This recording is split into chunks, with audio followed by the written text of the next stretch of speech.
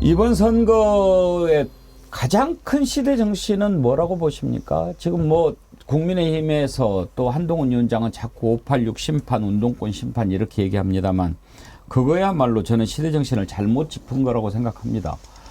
물론 이제 선거 전략으로 그렇게 얘기할 수는 있습니다. 그러나 시대 정신을 확실하게 놓고 싸워야지 그 정신을 바꾸는 것, 그거는 정말 저는 경우가 아니라고 생각합니다.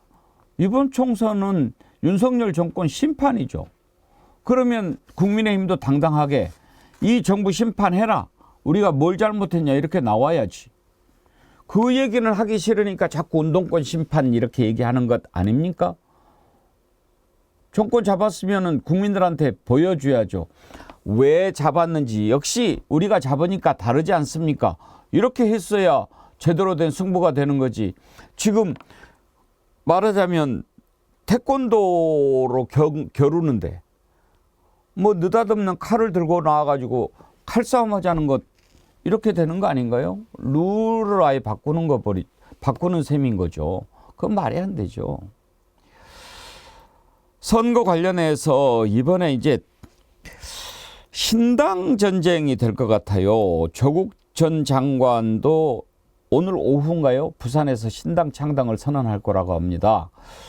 어제는 양산에 있는 문재인 전 대통령 찾아가서 신당 창당 결심을 밝혔는데 문재인 대통령이 민주당과 함께 하는 게 좀 좋겠지만 어쩔 수 없는 그런 성격은 이해한다 이렇게 이야기하는데 글쎄요, 조국 전 장관이 신당 창당 선언하면 어떤 의미가 있는 걸까요? 김주정 의원님, 그러면 위성정당 얘기는 하는 걸까요? 아무래도 그러니까 지금 홍익표 원내대표 어젠가 인터뷰를 보니까 이제 민주당이 딜레마적 상황이긴 합니다. 그 조국 전 장관이 예를 들어서 비례연합정당에 함께 하겠다. 이거는 좀 민주당으로서는 대략 난감이죠. 그런 어려운 점이 있고. 그다음에 그렇지 합류를 못하게 되면 이제 비례정당을 창당하는 수순으로 갈 것 같아요. 지금 상황에서는. 이제 그러면은 민주당의 표가 또 갈라지게 되는 것이고. 그래서 당에서 아마 이구동성으로 얘기하는 바는 그 비례연합정당의 민주당과 함께하는 그 부분은 어렵지 않겠나라고 다들 판단하고 있는 것 같고요. 이제 그렇다면 자체적으로 이제 비례정당을 만드는 부분이 남아 있을 텐데 아마 이재명 대표가 이 부분에 대해서 굉장히 지금 딜레마적 상황이고 머리가 아플 겁니다. 과거에 이제 조국의 강을 건넜다 뭐 이런 얘기도 대표가 얘기한 바가 있었는데 그러면 정권 심판론이 다시 이제 조국의 강에 빠지게 되는 그런 결과가 올 수도 있는데 고민이 굉장히 크고 복잡해지는 상황으로 간다. 그래서 이제 그런 민주당의 모습, 그다음에 이제 국민의힘의 상황, 그리고 이제 제3지대 이러면서 아마 그 구도가 조금씩은 바뀌지 않을까 싶기도 하고요.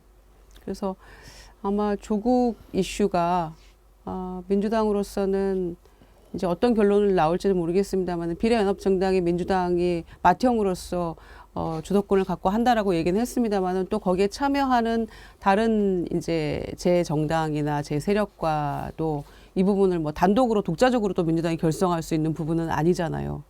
이제 그 논의 과정에 어려움도 있을 것이고 또 별도로 이제 했을 때 과연 민주당에게 어떻게 유빌리가 작동할 것인가 이 부분에 대한 고민도 있을 것이어서 점점 이제 시간은 얼마 안 남아 있는데 복잡한 양상으로 가게 되는 것 같습니다. 노무현 전 대통령 묘역을 찾아서는 무도하고 무능한 윤석열 검찰 독재 정권의 조기 종식과 민주공화국의 가치를 회복하기 위한 불쏘시개가 되겠습니다. 그렇게 얘기를 했는데 이제 이런 것을 종합을 해보면 오늘 오후에 뭐 출마 선언이라든지 신당 창당 선언이라든지 이런 내용을 발표를 할 것 같습니다. 이걸 두고 이제 한동훈 비대위원장은 민주당이 병립형을 포기한 이유 바로 이것 때문이 아니냐. 만약에 그랬다면 조국은 출마할 수도 없었을 것이다. 이렇게 외치더라고요. 한번 들어보시죠. 저는 조국 전 장관을 비난하고 싶지는 않아요. 그분도 국회의원이 되고 싶겠죠. 이해 안 가세요? 조국 씨 자체가 국회의원이 되고 싶다는 것 자체는 이해가 갑니다. 저는 그거에 대해서 비난하고 싶지 않아요. 그런데 저는 문제가 뭐냐면 이재명 대표와 민주당이 결국 이 선거제를 관철하고 있죠. 준연동형. 저는 이렇게 평가하고 싶은 겁니다. 조국 전 장관은 우리가 주장하는 병립형 제도에서는 국회의원 배지를 달 수가 없어요. 알고 계시죠? 이재명 대표가 이끈 민주당이 지금 야합으로 관철하려고 하는 소위 말하는 그 준연동형 제도 하에서는 이 틈이 보입니다. 조국 전 장관이 국회의원 배지를 달 수가 있어요. 조국 씨가 국회의원이 될 수 있는 선거 제도가 국민의 의사를 반영할 수 있는 제도입니까? 아니면 조국 씨가 국회의원이 되는 것을 엄두도 못 내는 제도가 국민의 의사를 제대로 반영하는 제도입니까? 조국 씨는 민주당으로는 못 나와요. 민주당. 그렇게 이렇게 정말 이재명 대표 때문에 정말 도덕적이 극단적으로 낮아져 있는 민주당에서조차 조국 씨를 공천하기 어렵단 말이에요. 누군 알고 있죠? 그럼에도 불구하고 그런 이재명의 민주당에서조차 출마해서 배지를 달 수 없는 조국 씨가 이렇게 뒷문으로 우회해서 국회의원 배지를 달 수 있는 제도가 바로 이 제도입니다. 이 제도가 얼마나 문제 있는 제도인지 국민의 민의를 반영하지 않는 제도인지 그것만 봐도 알 수 있는 것 아닙니까? 지금 조국 전 장관이 출마하고 신당 창당하고 막 이렇게 하는 게 다 민주당 이재명 대표 때문이라고 공격을 하는데 덕분이다. 그렇게 표현해야죠. 덕분이다. 아니 국민의힘이 위성정당 만든다고 안 했으면 그렇게 합니까? 그러게요. 근데 모르겠어요. 오늘 오후에 이제 어떻게 선언할지 일단 신당 만들겠습니다라고 얘기하겠죠.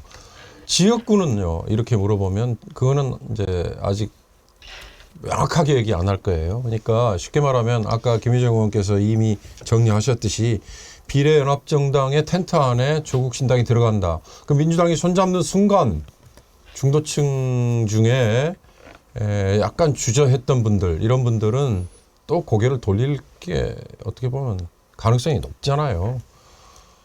그렇게 좀 합리적이고 이성적으로 판단을 해본다면 조국 본인도 그렇게 접근을 하겠죠. 그러면은 3% 한석 겨냥한 비례정당 정도로 내놓고 본인이 좀 비겁해 보일진 모르지만 뭐 비례정당의 순번을 뭐 몇 번, 뭐 2번이든 뭐 4번이든 이제 이렇게 가지 않을까. 근데 그조차도 저는 이번 선거에 자칫 잘못하면 정말 국민의힘 쪽 또는 민주당 어디도 별로 이렇게 마땅치 않게 생각했던 중도층 중에 그러나 내가 이 중간평가, 정권에 대한 중간평가를 해야 되는 이 선거에 내가 기권할 수는 없잖아, 내가 외면할 수는 없잖아 라고 생각했던 사람들, 그분들 중에 정말 외면이라고 표현하면 이상합니다만 그런 분들이 또 생겨나는데 그런 데서 불쏘시개 역할을 하는 게 돼버리지 않을까, 그런 좀 상당히 좀 우려스러운 생각이 듭니다. 아니 근데 저는 조국 전 장관이 얘기했던 뭐 검찰 독재 정권 종식 또 민주공화국에 같이 지켜내겠다, 불쏘시개 되겠다, 뭐 충분히 그렇게 생각할 수 있습니다. 지금 이 검찰 독재 정권의 실상을 보면 응당 맞는 얘기인데, 근데 조국 전 장관이 꼭 출마를 해야 됩니까? 얼마든지 싸울 수 있는 방법이 있어 보입니다. 근데 왜 많은 논란을 다시 불러일으키고 것이 뻔함에도 불구하고 출마라는 창당이라고 하는 과정을 가지려고 하는 건지. 그렇기 때문에 저 한동훈 비대위원장 같은 사람이 이렇게 비아냥거리는 거예요. 결국은 꼼수로 금배치 달라고 저러는 거 아니냐, 이런 비판을 받게 되는 겁니다. 이 순간 윤석열 정권 심판이라고 하는 큰 전선에 균열이 생길 수밖에 없다는 거예요. 왜? 지난 5년 동안 우리 사회를 정말 뒤흔들었던 조국의 강이란, 이른바 조국의 강이라는 표현이 있었잖아요. 조국의 강이 결국은 뭐로 결론 났습니까? 결국 위선과 거짓의 강으로 결론이 난 셈이에요. 아무리 본인이 뭐 부정한다 하더라도. 그러면 결국은 윤석열 정권 심판에 오히려 희석시키는 효과가 될 가능성이 높아 보이는데, 왜 지난 21대 선거죠. 2020년 선거에서 열린민주당 모델을 아마 고민하고 있는 것 같아요. 그때 열린민주당으로 결국은 일종의 자매정당 같은 거잖아요. 자매 비례정당을 만들었지 않습니까? 결국은 최강욱, 김우겸 이런 사람들이 열린민주당으로 당선되고 결국 이 사람들이 나중에 민주당에 합당하는 과정을 밟게 되는데, 저는 조국 전 장관이 뭐 개인적인 명예 또 회복 또 검찰 독재 정권에 대한 분노, 심판 다 좋습니다. 그걸 어떻게 본인이 쓰여져야 되는지에 대해서 깊은 고민이 필요하다. 뭐 제가 이런 얘기 한다고 해봐야 오늘 오후에 창당을 발표할 것 같으니까 뭐 달리 할 방법은 없습니다만 국민적 어떤 이해를 구해내고 소위 이른바 민주당이 중심이 된 윤석열 정권 심판 어떤 흐름에 혹여 방해가 되지 않을까 그런 우려가 먼저 듭니다. 제가 우스갯소리 같은 거 하나만 드리면요. 조국 전 장관 2심 항소심에 징역 2년 실형이잖아요. 예. 집행유예 안 나온 게 반성을 안 해서 그랬다라고 했잖아요. 왜냐하면 정경심 씨는 다 인정하고 반성했기 때문에 집행유예 그리고 이미 형을 다른 걸로 살았다 이것도 있지만 그래서 법정 구속이 안 됐잖아요. 이 법정 구속 되지 않은 것 때문에 지금 오늘 당 만들겠다 출마하겠다라고 얘기한 거 아닙니까? 그러니까 그때는요. 조국 지지자들이 그 재판부에 박수를 막 쳤는데 지금은 오히려 국민의힘 지지자들이 박수를 친다는 거 아닙니까? 그렇죠. 결과적으로는 그러니까 어떻게 보면 이 판사 한 사람의 결정이 대한민국 지금 정치의 이 고비고비마다 어떻게 보면 이 정치의 모든 행위를 압도를 해버리고 있잖아요. 이재명 대표에 대한 구속영장 청구했을 때 그게 기각됐던 그 모멘텀. 그다음에 이거 역시 마찬가지. 전 이건 제대로 가는 건 아니라고 봐요. 생각하면 너무 참 안 됐어요. 그렇게까지 할 일인가. 그러니까 무서운 사람들이라니까요. 무서운 사람들이에요. 그 잣대를 가지고 지금 했다고 그러면은 지금 저쪽은 그 집안은 3대가 지금 거의 저기가 됐어야 될 그런 상황 아닙니까? 그러니까 이 검찰권을 가지고 자의적으로 행사하는 것 이것만큼은 정말 어떻게 해야 되는데 조국 전 장관이 또 앞으로 어떤 변수가 될지 그것도 한번 짚어볼 부분입니다.